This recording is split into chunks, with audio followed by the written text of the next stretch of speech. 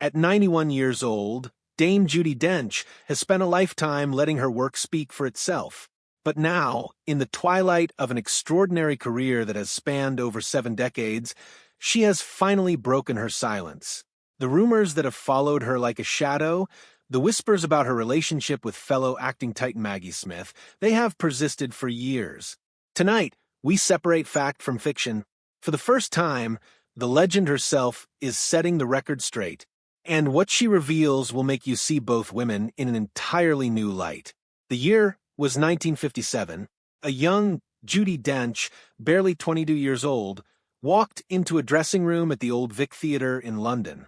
Waiting for her was a woman who would become her greatest friend, her fiercest competitor, and her most enduring mystery. Maggie Smith was just 22 as well, already making her mark on the British stage with a sharp wit that could cut glass and a talent so immense it seemed almost unfair. The two actresses were at the beginning of journeys that would see them both become dames of the British Empire, Oscar winners, and global icons. What nobody could have predicted, least of all the two young women in that dressing room, is that this meeting would spark one of the most enduring rumors in British entertainment history. A rivalry so widely believed that it followed them both for 7 decades. If you're enjoying this story, subscribe so you never miss our next documentary. For decades, the public assumed the worst. Tabloids painted a picture of two divas locked in perpetual conflict, barely tolerating each other between takes. The rumors were so persistent that even some industry insiders began to believe them. But what the cameras never captured, what the gossip columns consistently failed to report, was the quiet, unshakable bond that existed behind closed doors. Their friendship wasn't built on grand gestures or public displays of affection. It was built on something far more enduring: mutual understanding. Two women who had entered the profession at the same time, who understood the crushing weight of expectation, the loneliness of fame, and the relentless pressure to be perfect. Judi once described Maggie as the one person in the industry who truly understood her, the one who could read her thoughts with a single glance. Castmates routinely observed how the two could communicate without speaking, slipping into shared laughter or wordless concern in a way that left others in awe. Behind the scenes, there were rituals, private, unspoken traditions that spoke volumes. They would arrive early to set just to sit and talk before filming began. Maggie would tease Judi about her seriousness. Judi would fire back about Maggie's legendary sarcasm. It was the kind of easy, familiar banter that only comes from decades of trust. When the pressures of fame became overwhelming, Judi later confessed, Maggie was always the first voice she wanted to hear. If this story surprised you, share it with someone who would enjoy uncovering forgotten Hollywood stories. They supported each other through life's most brutal moments: illness, loss, the death of Judi's husband, actor Michael Williams, in 2001, a grief so profound that Judi once compared it to petrol, a volatile energy that could consume everything. Through it all, Maggie was there, not publicly, not for the cameras, but in the quiet, private way that truly matters. When the two shared the stage in productions like The Breath of Life at London's Theatre Royal Haymarket, their connection was undeniable. Producer Robert Fox later recalled that when it came to dressing rooms, Judi was given the number 1 suite. Maggie, typically, couldn't have cared less. She joked that Judi had all those people in from Surrey to see her, so she needs the space. Her real point, delivered with characteristic wit, was that many of Judi's guests were too frightened to come see her instead. The irony wasn't lost on anyone, but the most revealing moment came in the wake of Maggie's death. At 91, Judi Dench finally allowed the world a glimpse into the depth of their bond. In a tradition known only to those closest to her, Judi plants trees in memory of friends who have passed. For Maggie, she planted a crabapple tree. Remarkably, on the very day of Maggie's funeral, that tree bore its first fruit, a single crab apple. Joe, a member of Judi's staff, brought it to her, and Judi carried it with her throughout the funeral service. I had it in my pocket at her funeral, which was a very nice thing to have, she told the BBC. We had such great times. She described Maggie as very, very funny and unbelievably witty. and a really sweet and special friend. And then, with the kind of brutal honesty that defined their relationship, she added that Maggie could be quite frightening. You didn't want to be on the wrong side of Mags, Judi joked with a knowing smile. Behind the scenes, the truth was far more complex, far more human than the tabloids ever allowed. These two legends were never rivals in the way the public imagined. They were something far more rare, two women who walked side by side through the triumphs and tragedies of an extraordinary life in the spotlight.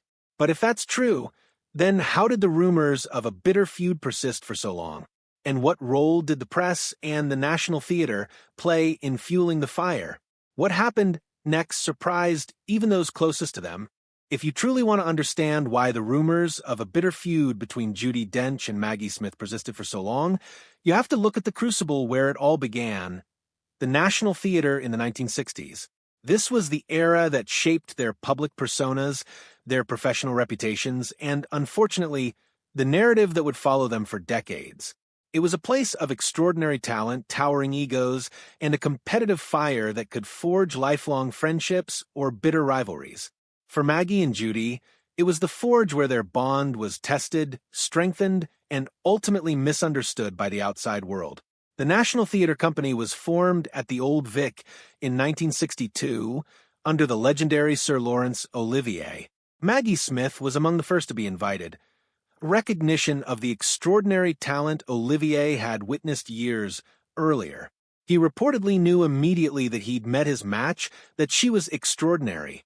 Dame Joan Plowright, who was married to Olivier, remembered this period as the time of Smith's merry war with her husband. A merry war is a perfect description, because it implies a kind of joyful combat, a clash of equals. But on the outside, it looked like anything but. The most famous story from this era encapsulates the dynamic perfectly. When Smith played Desdemona opposite Olivier's Othello in the mid-1960s, she found herself on the receiving end of his harsh criticism. He would berate her pronunciation of vowels. But Smith was never one to be bullied. In a moment of legendary defiance, she saw him in his blackface, makeup, and quipped, "How now, brown cow?" It was a sharp, witty retort that showed she was unafraid to stand up to the greatest actor of his generation. The rivalry was real, but it was professional, a duel of wits and talent. Olivier, for all his brilliance, was notoriously competitive, but as one critic noted, never before had anyone on stage been quicker than him, and now, it seemed, there was a contest. That contest was with Maggie Smith. But where was Judi Dench in all of this? She was also part of the company, performing in some of the earliest productions of the National Theater. She watched, she observed, and she understood. She saw Maggie navigate the treacherous waters of Olivier's ego. She saw the fierceness, the wit, and the steel beneath the surface. And she also saw something else, the vulnerability. Smith was perhaps the wariest of the subjects in their later documentary, the most uncomfortable with being asked to reveal herself. She was also the most brutally funny.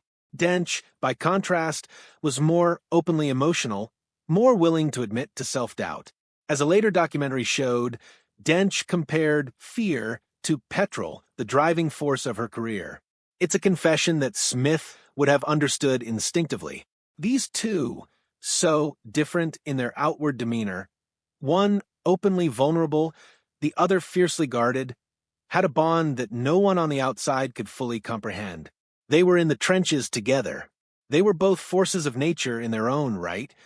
When the press saw two powerful women in the same place, the narrative was almost pre-written. They must be rivals. It was an easy story to sell, but it missed the essential truth. The National Theater didn't create a rivalry between Dench and Smith. It created an unspoken alliance. Their friendship grew quietly over those decades, built on trust, mischief, and a shared love for the craft. The rivalry that the public believed in was actually a shared experience of surviving and thriving in one of the most competitive environments in British theater. They had both sparred with the best, and they had both come out on top. So, when the cameras eventually caught them together, it wasn't rivalry that the public was seeing.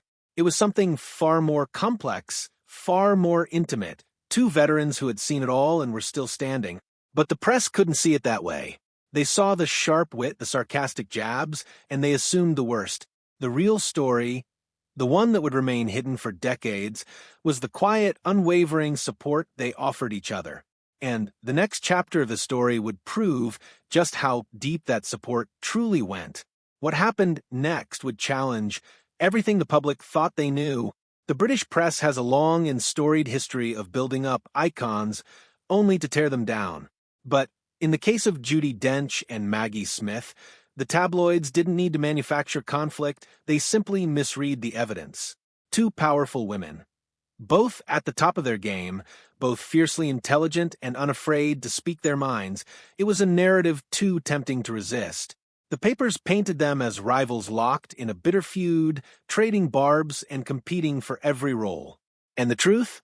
It was far more complicated, far more human, and far more interesting than any headline could capture.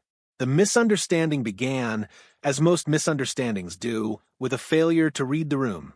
When Judi and Maggie appeared together in the 2018 documentary Tea with the Dames, alongside fellow acting legends Joan Plowright and Eileen Atkins, audiences were treated to something rare. For women who had known each other for decades, letting their guard down and speaking with brutal honesty about their lives and careers. The film was a celebration of friendship, not rivalry. But one exchange in particular caught the public's attention and reignited the feud rumors. "We're going to work forever if we're asked," Judi remarked with characteristic optimism. Maggie's response was instant and cutting.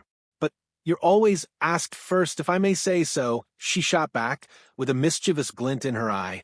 Judi, taken aback, warned her, "Don't turn on me." But Maggie pressed on, "I'm turning on you now. It's all coming out now." It was classic Maggie. Smith, sharp, sarcastic, and utterly unafraid to poke fun at her closest friend. But to viewers who didn't understand their dynamic, it looked like a genuine rivalry bubbling to the surface. If you're enjoying this story, subscribe so you never miss our next documentary. What the cameras captured was the kind of banter that only exists between people who trust each other completely. This was not a feud playing out on screen. This was love disguised as mockery, the kind of teasing that says, "I know you so well that I can say anything to you and you'll understand." Maggie Smith herself confirmed this year's earlier. In a tribute event for Judi in 2002, she spoke with uncharacteristic openness about what their friendship truly meant. "What I remember mostly about that time, it was the beginning of a friendship, and I remember laughter more than anything in the world," she said. "Judi's the most tremendous friend. She's been a huge support and hugely loyal." The press, however, was never interested in that version of the story. They wanted conflict. They wanted two divas at war. And they found ammunition wherever they could. Even the way Judi described Maggie in the wake of her death was twisted by some outlets to suggest a complicated relationship. Very, very funny and unbelievably witty, and a really sweet and special friend, Judi said of her late companion. But she also admitted that Maggie could be quite frightening and joked that you didn't want to be on the wrong side of Mags. To anyone who understands the nature of deep friendships, this is the kind of honest assessment that only comes from decades of intimacy. To the tabloids, it was proof of tension. The reality was far simpler. Charles Dance, who directed both actresses in Ladies in Lavender, witnessed their dynamic firsthand.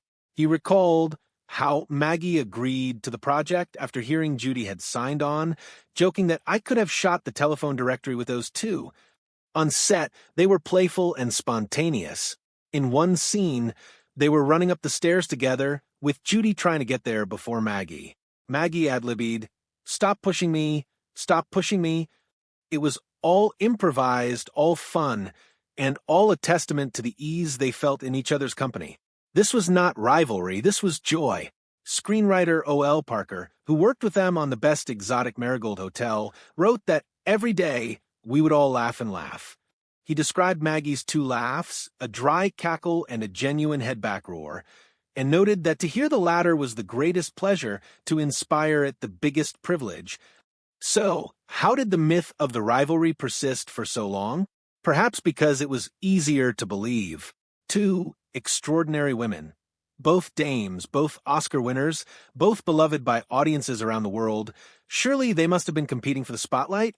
But the truth, as Judi Dench finally made clear, was that they were never rivals. They were something far rarer. They were witnesses to each other's lives, protectors of each other's secrets, and the keepers of each other's laughter.